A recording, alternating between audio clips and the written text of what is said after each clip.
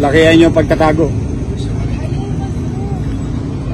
Hardcore criminal nga, nakuhuli namin. Kayo pa kaya?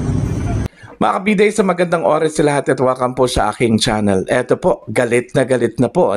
Ito pong si Manila City Mayor Isko Moreno po, mga kabida. Dito ho sa nangyari po sa rally po kahapon kung saan po ay nahaluan po, mga kabida, ng mga mobsters. Hindi po kinukonsiderang mga protesters yung nanggulo po kahapon, mga kabida. Kasi mantakin nyo, halos mga bata pa po yun, mga mobsters daw yun. In fact, ang tawag nga ni Mayor Isko Moreno po dun sa kanila is parang adik. Kasi parang adik yung kanilang mga galaw, yung action po nila kahapon. Okay? Mantakin nyo, pati traffic light, pinagdiskitahan po, mga kabida. Yung mga tindahan po kahapon, pinagbabasag yung mga salamin. Mga upuan po, tinatapon po, Okay? Ang pinaka-worst po doon, mga kabida, may pulis po doon na pinagtutulong-tulungan po, Okay? Yung pulis kahapon. So parang hindi po asal protesters yun. Hindi po mga relihista po, mga kabida, yung mga bata na yun, mga mobsters yun. So kaya ang ginawa po kahapon, yun, nagkaroon po ng mapping, ito pong mga pulis para po suyurin kung sino-sino yung mga mobsters na sumali po sa kilos protesta po kahapon, mga kabida, po. Diyan po sa Maynila. Okay? Ang tindi po ng ginawa po nila, damage, grabe. Ang dami po, mga kabida. Okay? Para bang tinake advantage po nila, yung sitwasyon po. Okay? Hindi ko alam kung synchronize yung ginawa po nila o meron pong nagpaandar po sa kanila, mga kabida. Pero duda po ako, meron pong nagpaandar sa kanila, merong tao na nasa likod po, ng kanilang ginawang panggugulo po, kahapon, mga kabida, po. Okay? Wala namang problema dun po sa rally, sa Liwasan, dun po sa Luneta Park, People Power Monument, sa Camp Aguinaldo. Mapayapa naman po yung kanilang kilos protesta po dun, Maliban lang po dun po sa may papuntang Mendiola po, mga kabida, Kasi dun po sila nagsagupan po, laban sa mga pulis sa may bandang Ayala Bridge, mga kabida. Okay? Kaya nga, nung nangyari po yun, nakita ko yung video, mga kabida, ang tingin ko po sa kanila, hindi ito mga protesters. Nakisakay lang po ito, Kasi halos lahat sa kanila po, mga kabida, nakabonet. Diba? So, anong ibig sabihin na nakabonet po? Ayaw pong makita at makilala sila, mga kabida. Tapos, ang daming nagagalit sa mga polis. Bakit daw pinagdiskitahan itong mga protesters, itong mga rallyista? Hindi ito mga rallyista, ang mga batang ito, mobsters ito, mga kabida, sa totoo lang. Mantakin nyo, yung mga edad po ng mga nanggulo po kahapon, Okay? Meron pong mga minor de edad, mga kabida. Bakit? Naintindihan ba nila yung kanilang ipinaglalaban? Okay? Yung mga ganong edad na yon, mga kabida, alam na po nila yung kanilang pinaglalaban? I don't think so. Okay? Hindi po nila naiintindihan yun. Okay? Nakisali lang po itong mga batang ito. Okay?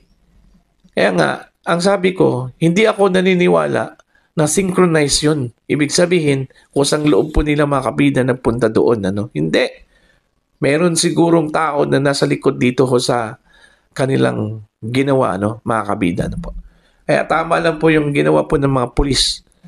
Pinaghuhuli itong mga batang ito. Yun, nakakulong na po, mga kabida. Okay? At meron pa pong hinahabol ito pong mga pulis. In fact, gaya ng sinabi ko po kanina, nagkaroon po ng mapping, doon po sa mga dormitoryo, mga premises po ng mga paaralan po doon banda mga kabida, no? Para lang po maproteksyonan ito pong mga estudyante. Okay? Na nasa mga dormitoryo po mga kabida, ano po. Dapat hulihin itong mga batang ito. Kasi gaya ng sinabi ko po, malaki yung damage na ginawa po nila. No? Maliban po dun sa sinunog po nila mga kabida na mga gulong, ano, okay? Mayroon pa pong mga motor. Sinunog nila. Mga motor po ng mga pulis.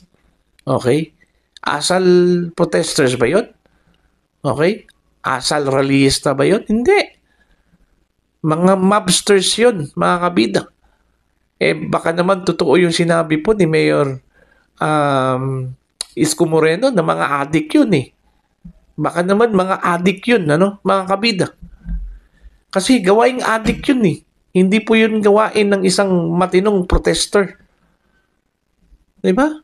Iba yung kanilang asal kaysa dun po sa mga nagrarally po mga kabida sa may Luneta.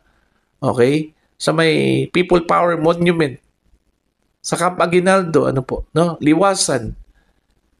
Diba? Okay naman yun sila dun. Maliban lang po dito sa may anong tawag dito? Mendiola. Okay? Pati yung mga tindahan doon, mga kabida, pinagdiskitahan. Meron ngang isang establishment doon na ninakawan eh. O di, hindi yun protesters. Mobsters yun. Okay? Mga kabida. Kaya nga, nakakalungkot lang po, ano? Yung rally po kahapon na dapat sana mga kabida, sagrado yun kasi nagkaisa yung lahat ng mga Pilipino, ano? Kahit na po magkalaban po sa kanilang paniniwala at paninindigan po mga kabida, pero at least sa isang araw po nagkaisa po sila. Hinaluan po dito sa mga hinayupak na ito, ano? Mga kabida. Kaya nga, yun, na nagkaroon po ng mansa. Ito pong rally po kahapon ng mga Pilipino, mga kabida. So, dapat lang po, ano, hulihin itong mga mobsters na ito. Kasi nakikisakay lang po itong mga taong ito, ano, mga kabida. Okay? Tinitake advantage po nila yung galit ng taong bayan laban po sa mga politiko. Para naman po sila po ay makisali po dito. Kaya yun, tinake advantage po nila mga kabida. Ano po? Alright? So ako, hindi po ako naniniwala personally na kusang loob po nila ito pong mga batang ito, mga kabida, na nagprotesta. No? Hindi po sila mga protesters. Sa totoo lang. Ang tingin ko sa kanila mga kabida, nanggugulo lang po yun eh. Okay?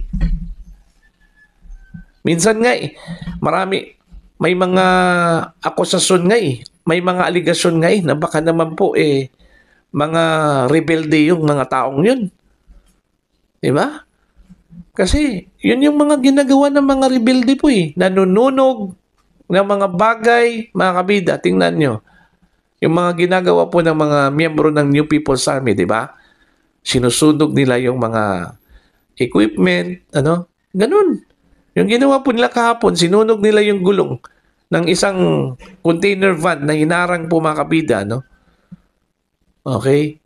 Pinagpapato nilang mga pulis. Oh. Di ba? Yung mga pulis, walang kasalanan po yun, actually. Nagbabantay lang po yun. Dinidepensahan lang po nila yung lugar kung saan papasok po ng Malacanang, ano, mga kabida. Kasi po, kahapon, meron pong ulat, ano, na susugurin daw ng mga batang ito, ano. Hindi ko tatawaging mga protesters ito, Ito mga mobsters na ito pong Malacanang Palace, mga kabida. Kaya ang ginawa po ng mga pulis, naglagay na po sila ng harang. Okay? Maliban po dun sa human chain, ano, nandoon, naglagay po sila ng harang po, ano, mga kabida. So, ang ginawa po ng mga mobsters na ito, pinagbabato nila mga pulis. Diba? Okay ba yun? Hindi okay yun. Mga kabida. Kaya dapat lang po na hinuli itong mga taong ito sa katigasan po ng ulo po mga kabida, po. Alright? So yun po mga kabida. Partly nagkaroon po ng gulo yung rally po kahapon, pero sa pangkalahatan po, okay, mapayapa naman po yung rally po kahapon mga kabida, po. Okay? So, yun po. Para po sa inyo, ano po ang inyong opinion at pananaw ko dito, Please comment down. Sa mga hindi pa po subscriber sa aking channel, please subscribe. Just click the subscribe button. Click the notification bell. Click all para updated po kayo mga kabida sa aking mga uploads. Maraming salamat po sa inyo lahat.